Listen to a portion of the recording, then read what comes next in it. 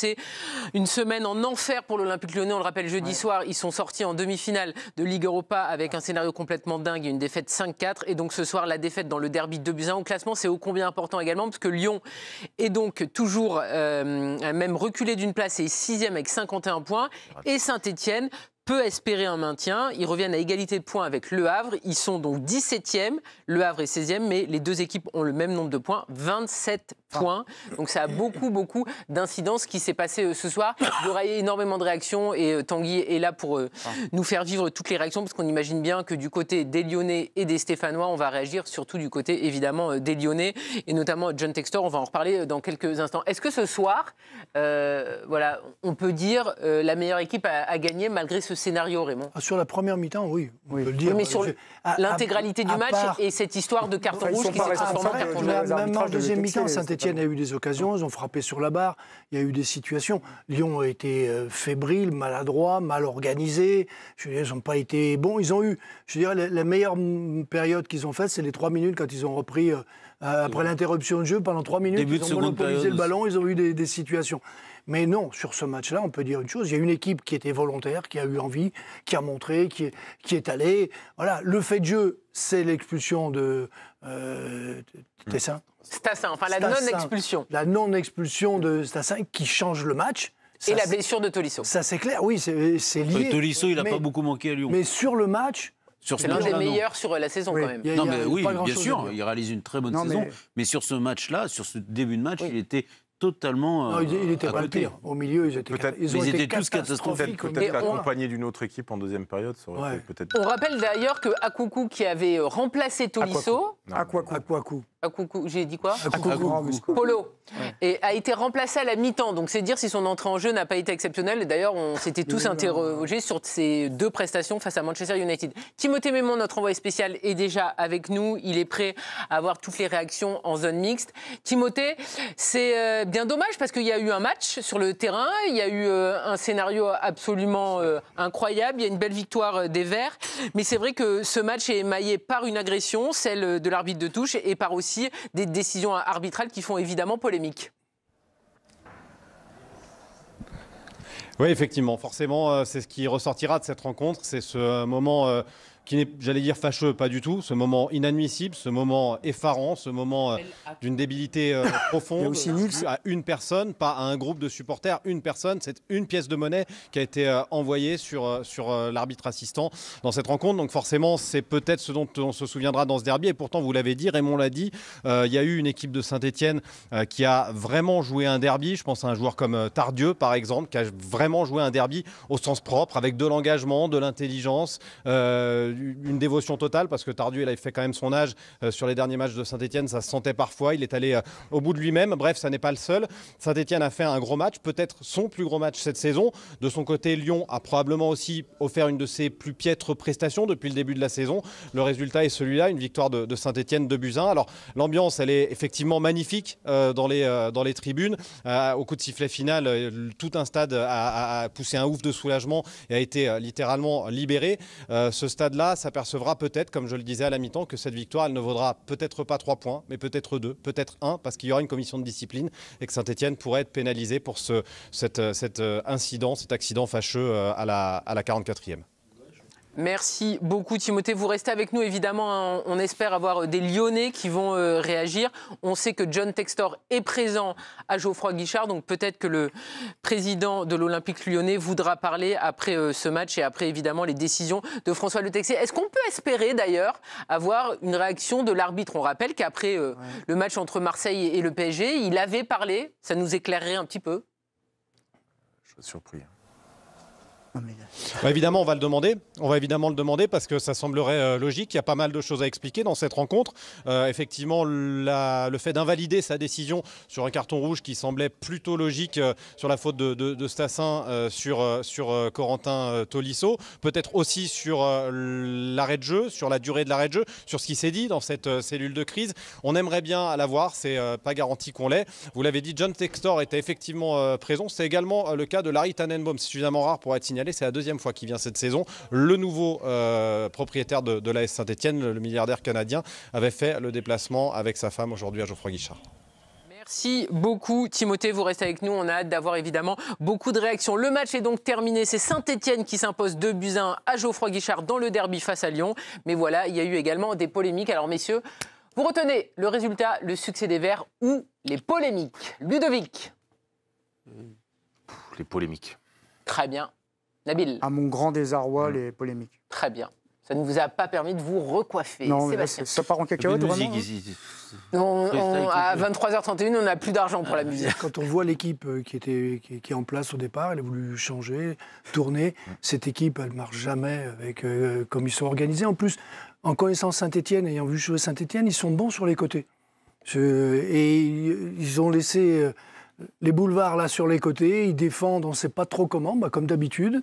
Et je trouve que ça dit beaucoup de choses sur cette équipe lyonnaise qui est capable de temps en temps de réussir des coups extraordinaires, mais de subir des matchs contre n'importe quelle équipe. C'est un peu ma compo m'a tué quand même ce soir, si je puis me permettre. Je suis d'accord. Je pense que cette organisation-là, c'est pas parce qu'on joue 3 jours. Après, d'une débâcle souvent, terrible. je ne sais pas Régis ce que tu en penses, on vient de perdre un match essentiel contre une équipe en Coupe d'Europe, un match coup près. Jeudi soir. Le seul moyen de remobiliser les mecs, c'est de les remettre. Et de leur montrer et de leur dire, putain, maintenant, allez-y, montrez quelque chose. C'est le derby, on le disait hier dans l'émission. C'est le match pour se remettre. On y va. Il y en a quand même beaucoup qui étaient là jeudi soir. Il y a des choses qui sont... Enfin, moi, j'ai connu Fonseca à Lille. Je ne reconnais plus Paulo Fonseca. C'est un autre Fonseca. Autant à Lille, il pouvait... Alors, certes, il a fait des erreurs parfois, notamment ces premières années, où il était too much dans l'offensive. À la 95e minute, Lille menait, il partait tout azimut, il prenait des contres, il se faisait égaliser. Donc il était dans une autre sorte d'excès. Mais là, c'est quoi l'histoire avec Paul Akoukou? Je veux dire, il n'a pas fait un match de l'année, il a joué les 3 matchs les plus importants de la saison. Ça, c'est un grand mystère. Il n'était pas titulaire ce soir. Fofana, qui fait une super rentrée à Manchester, commence pas ce match-là, qui est ultra... Parce que là, la saison de Lyon...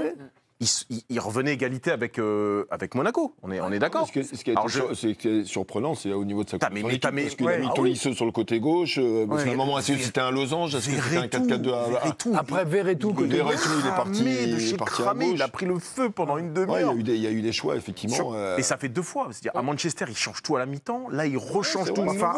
Il y avait même le match aller. C'est vrai, vous avez souligné l'organisation assez farfelu. Les choix. Mais t'as vu même avec Lacazette qui est venu parler à l'adjoint, il comprenait pas. Mais après, il y a un moment, il faut courir. Et quand tu cours pas dans le football, en général, tu perds les matchs. Et il se trouve qu'il y avait une équipe qui courait et une équipe qui courait pas. Et même si on adore le talent des joueurs offensifs de l'Olympique Lyonnais, je trouve que ce soir, ils ont eu une attitude qui allait à l'encontre de leur équipe. Et les 3 de devant. Parce qu'ils n'ont pas défendu. Vous voulez parler de Mikotadze, donc Lacazette et Cherki? Bien sûr, parce qu'il y a des défaillances évidentes. On a parlé de Vertou, on a parlé de votre ami Akoku, Kaitacha. C'est évident, c'est évident. Mais quand vous ne courez pas et que vos joueurs offensifs ne courent pas ou font semblant, là, ça ne va pas. Sur le centre du premier but, Cherki, il est à 1m50, c'est pas possible. Alors, est-ce que Cherki doit se retrouver dans cette situation-là? Peut-être pas. Il est à 3 mètres. Kaletachar, il est à 2m50. Ils sont tous mal placés. Oui, mais donc ça va pas. Il est tout seul. Il est entre 2 Lyonnais. Alors après, vous pouvez dire, par exemple, que vu le talent d'un joueur comme Cherki, le mettre sur un côté, c'est peut-être dommage. On peut discuter de tout. Mais en revanche, à partir du moment où vous êtes sur un côté, il faut défendre. Non, mais Cherki, ce soir, il devait être à droite. Petro et Apia. Enfin, il a fait le match de sa vie, là, Petro, là, ce soir. Non, mais c'était Roberto Carlos. Non, mais je veux dire, ils l'ont laissé, il a fait ce qu'il voulait, le gars. Bah oui. Non, mais... Parce qu'on l'a jamais vu comme ça, non, Petro. mais là, pour moi, la compo, vous parlez du milieu de terrain, c'est vrai qu'il est inefficient, il n'est pas rationnel, pas complémentaire, ce que vous voulez, mais en fait, il n'arrive pas à choisir devant. Parce qu'en fait, il doit choisir entre Mikotadze et Lacazette. C'est une aberration de le mettre à gauche, Mikotadze. Voilà. Pas du tout... C'est parce qu'en fait, il n'arrive pas à trancher. C'est comme quand tu as 3 super centraux et tu veux jouer à 4 derrière, mais comme tu n'arrives pas à trancher, tu joues à 3 derrière. Et ben c'est exactement la même chose. Tu sais pourquoi il fait ça, Nabil? Tu vas m'expliquer. Par rapport à jeudi.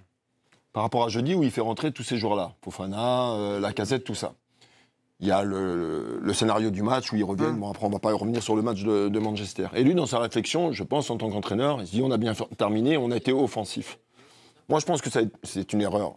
Si je peux me permettre, tu vois pas ça comme dire, tu joues 3 jours après un match particulier, de mettre autant de joueurs offensifs sur ton scénario que tu peux dessiner dans ton match, où tu sais que ça va être compliqué dans l'entame de match parce que tu as joué 3 jours avant, et de mettre autant de joueurs offensifs, et sachant que ces joueurs-là, ce n'est pas les joueurs qui courent le plus. La Casette, est-ce que dans ta projection et dans ta préparation de match, est-ce que tu ne dois pas renforcer ou mettre du monde un petit peu plus au milieu, et au fur et à mesure du match, l'évolution du score ou le scénario fait que tu vas revenir à des choses.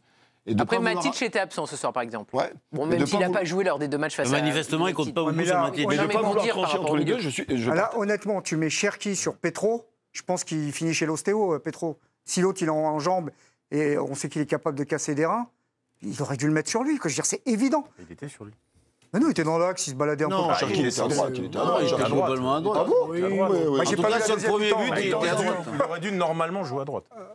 Parce qu'après, il y a eu beaucoup d'espace dans l'organisation de Lyon. Hein. C'est la raison pour laquelle Saint-Etienne, ils ont réussi. Ils avaient toujours un temps d'avance sur les interventions de Lyon. Je ne comprends pas l'idée de...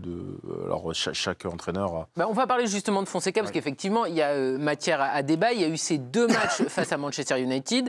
Il y a cette semaine qui est catastrophique. Défaite, élimination à Old Trafford, et donc défaite dans le derby. La semaine est catastrophique. Est-ce que Fonseca est le premier responsable, messieurs? Ludo? Pour moi, oui. Il est grandement impliqué dans les 2 résultats de l'Olympique Lyonnais. Déjà par ses choix de début, de 11 de départ. Je trouve qu'il n'y a aucune... Alors moi, je veux bien l'idée du turnover. Ça fonctionne au Paris Saint-Germain, parce que tu as 3 équipes quasiment de même niveau. Oui. Donc ça, le coup du turnover, c'est génial, super. Par contre, quand tu es à l'Olympique Lyonnais, il y a quand même, à un moment donné, quand on enlève 1 ou 2 mecs, l'équipe, elle n'est plus du tout la même. Ces rentrées, la gestion de la fin de match de Manchester, elle est quand même douteuse sur le côté frileux que tu envoies en enlevant Cherki, en remettant Tchaïta Tsar. Tchaïta Tsar, tu le remets ce soir alors qu'il a pris une fièvre on va pendant... voir Timothée, parce qu'il va être pris... Vous le savez, avec les réactions juste après. Timothée, vous avez vu le match du stade, vous. Par rapport au choix de Fonseca, est-ce que pour vous, c'est le premier responsable ou c'est les joueurs qui n'ont pas fait assez? Alors, j'avais entendu votre question sur les 2 matchs. J'ai du mal à le mettre premier responsable. Il est responsable sur le match de Manchester United, mais j'ai du mal à pointer du doigt un responsable lors du match face à United. Aujourd'hui, oui, je pense que sa composition de départ, ça a été dit en plateau, je vais l'étayer, elle est ratée. Jordan Verretou fait une entame de match catastrophique. Il n'y a peut-être pas les bons choix faits au milieu, peut-être pas un bon choix de système. Ce que je peux vous dire, par contre, qui est factuel, c'est qu'il était en tribune de presse, Paulo Fonseca, il a quitté la tribune ivre de colère, extrêmement fâché. Alors, est-ce qu'il était fâché contre le scénario du match, contre le scénario de la soirée aussi, au-delà du match lui-même? Est-ce qu'il était aussi fâché de ses propres errances, de ses propres erreurs, de sa propre composition de départ, du choix qui a été fait de faire rentrer Akwaku pour finalement le ressortir à la mi-temps?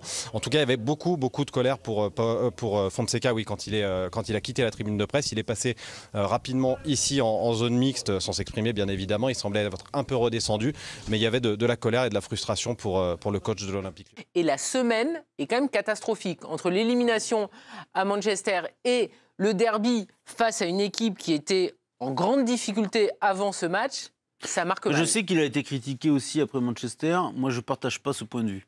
Parce qu'il y avait 2-0, mine de rien, ils reviennent aussi à 4-2, ils se retrouvent en infériorité numérique, ils perdent, ça peut arriver. C'est un match exceptionnel et ça se passe du mauvais côté pour l'Olympique Lyonnais, mais je trouve qu'il y a des circonstances atténuante par rapport au choix de l'entraîneur.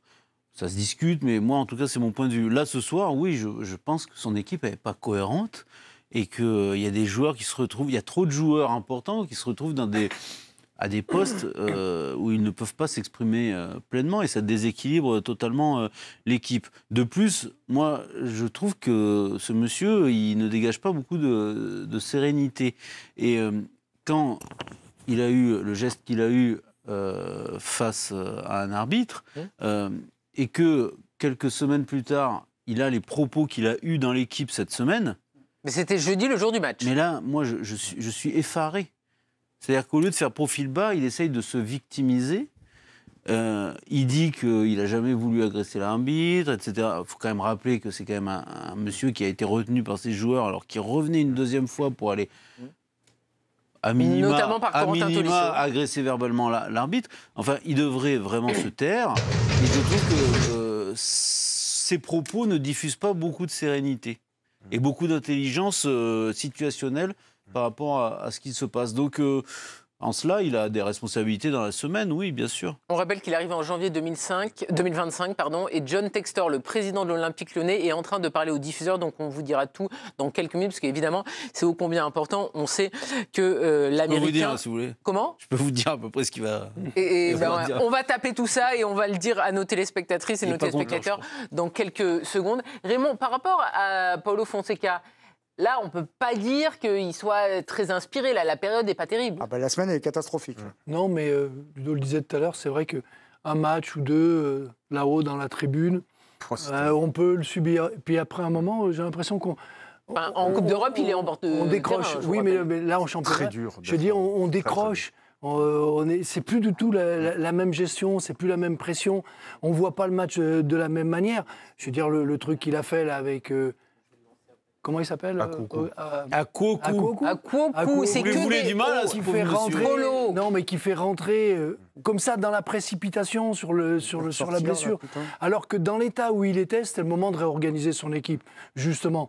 Et quand on a Fofana sur le côté qui peut faire le travail dans le couloir, tout, et poser des problèmes. Il est censé dire, c'est celui-là qui doit rentrer tout de suite. Je te coupe. Il est censé ne pas pouvoir communiquer avec ses adjoints. Ouais. Oui, enfin, donc, Sébastien, on sait très bien qu'il y a des oreillettes. C'est pas non. Là, attention. Tu perds l'adrénaline. Il parle à son adjoint et l'adjoint des oreillettes avec le banc. L'analyste technique à côté, il parle à l'analyste technique qui parle au banc. Peut-être qu'il triche, mais il n'a pas le droit de communiquer avec son banc. Non, mais donc, est-ce que c'est lui qui a pris la décision de faire le changement? Bien sûr que c'est lui. Oui, c'est lui. Vous avez le droit de... Alors, sachez qu'il faut que vous contactiez la Ligue de football pour qu'il soit sanctionné, parce qu'il n'a pas le droit. On vous rappelle juste comment ça se passe. Il parle à son adjoint et son adjoint donne les infos. Donc, c'est une façon détournée, mais c'est légal. Son adjoint, il est... Donc, si c'est l'adjoint qui a fait les changements, il faut virer l'adjoint, alors. Mais normalement, il n'a pas le droit de rentrer à la mi-temps non plus. Dans le vestiaire. Non plus. Il n'est pas. Non, mais il n'est pas. D'accord, mais il n'est pas rentré. Donc, je veux dire, on n'est pas dans le match. Quand on est comme ça. Mais Raymond, il parle de ça, je peux vous assurer. Quand vous êtes en haut, et quand vous êtes en bas, et quand il y a des incidents où il s'y passe des choses un peu difficiles sur le terrain, un rouge, un jaune, une blessure, vous êtes dans la réflexion. Quand vous êtes sur le bord du terrain, en fait, vous êtes dans le truc. Quand vous êtes là-haut, il y a une part de détachement par rapport au contexte du match. C'est pas dans l'arène. Qui ne vous font pas une perte de lucidité où en fait, il nous manque quelque chose. Il nous manque l'adrénaline du bord du terrain, il nous manque quelque chose. Parfois, c'est sur le terrain qu'il perd son contrôle. Il peut pas faire et parfois, tu perds un peu ton intuition, tu penses, ta sensibilité. Il y a quelque chose qui est différent. Déjà, tu vois pas le match pareil. Tu le vois de là-haut, tu vois juste le tactique. Tu vois pas la tronche des mecs. Tu vois pas l'impact. Tu ressens pas l'intensité du bord du terrain. La vérité du match. Tu la sens pas. Là, tu vois le match des journalistes de là-haut. Tu vois pas le match de l'entraîneur. C'est pas la même chose. Et donc, quand il y avait sa série de victoires et que Paulo Fonseca était déjà en tribune, c'était quoi? Il a gagné combien de matchs? 5 matchs. Ouais. Excusez-moi. Oui, non, mais il y a un moment où ça lâche. Il y a une limite. Très bien. Il y a une limite, on n'est plus dans le match. John Textor, alerte générale, le président de l'OL en zone mixte. On l'écoute tout de suite. I understand the player apologized and made clear it was not intentional. But he looked down. Le joueur a dit que c'était pas intentionnel. From the lower calf down the Achilles heel. This is exactly the definition of a red card. C'est exactement la définition d'un carton rouge. Le carton rouge a été enlevé. L'ironie, c'est que ça a été marqué ensuite derrière par le joueur qui aurait dû prendre un carton rouge. Ça a influencé le match même. Et notre joueur pourrait être sérieusement blessé en plus et manquer des matchs. J'espère qu'il va vite revenir. Mais personne dans le foot pense que ça méritait pas un carton rouge. Est-ce que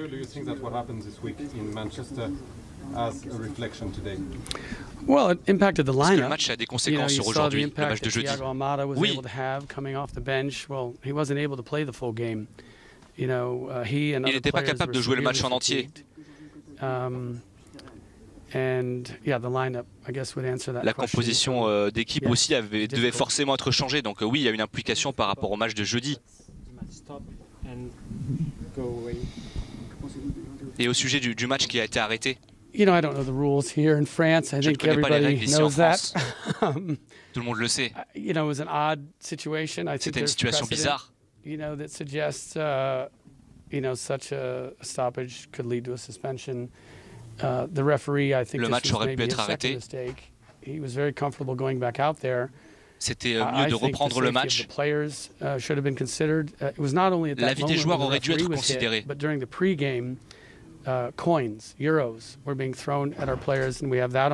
pièces de monnaie ont aussi été jetées sur les joueurs lyonnais avant le match. Je suis surpris des décisions qui ont été prises. Mais on a mieux joué une fois que le match a repris. Donc ça n'a pas affecté le match.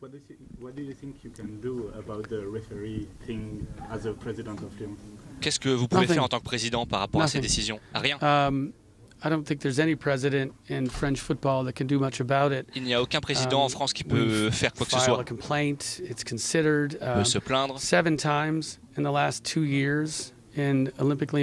fois, on s'est plaint dans ces 2 dernières années d'erreurs. Mais derrière, les décisions ont été confirmées. C'est beaucoup à l'échelle d'une division pour une seule équipe. L'an dernier, il y a eu des décisions surprenantes. Avec des angles de caméra multiples, il y avait des décisions qui étaient surprenantes. Et derrière, c'était confirmé.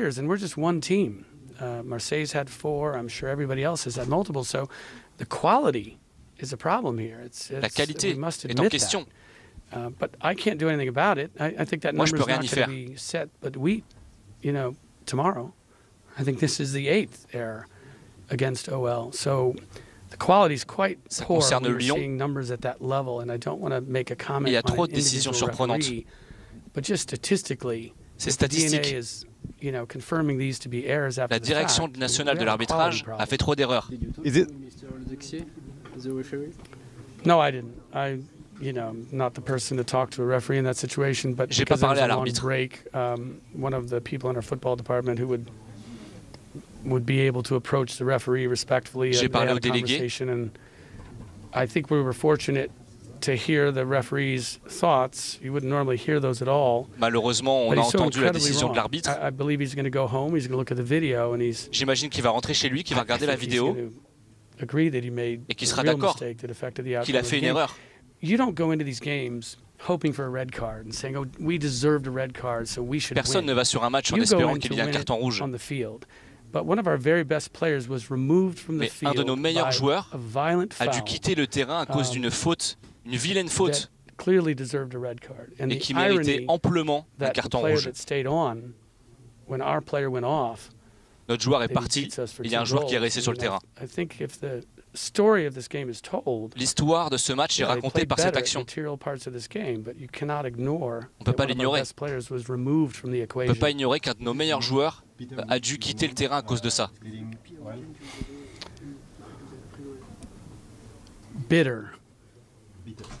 Le sentiment, c'est l'amertume. Et la souffrance. Look, I mean, if we're talking about referees, pour parler de l'arbitrage, Manchester United was quite odd. Le match de Manchester United a été bizarre aussi. J'ai eu du mal à comprendre le deuxième carton jaune sur Tolisso. On avait le bénéfice des caméras, des ralentis.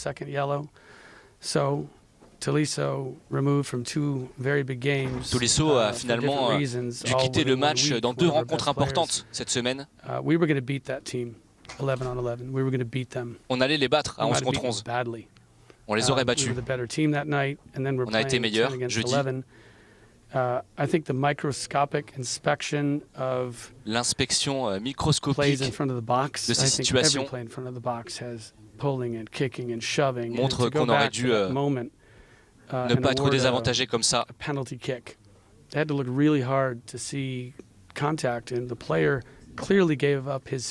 Les décisions dans la surface qui ont été prises n'ont pas toujours été les bonnes.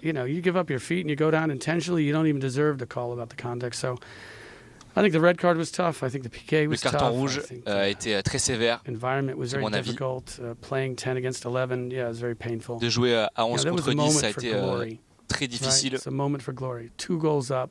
C'était un moment pour la gloire. At Manchester United could have been one of the greatest moments. Ça aurait pu être un des moments les plus beaux de notre histoire. Quietly say, you know, I was really rooting for Lyon that night. So we're very disappointed we didn't bring that back for France. On est vraiment très déçus de ne pas avoir pu ramener cette belle histoire pour la France. This will be a bit shocking, but I'm rooting for every French team to have success in Europe, even. J'espère que chaque équipe française pourra avoir du succès en Europe. On aurait espéré que Lyon le fasse. Not bitter, painful. Donc ça fait mal. Merci. Merci.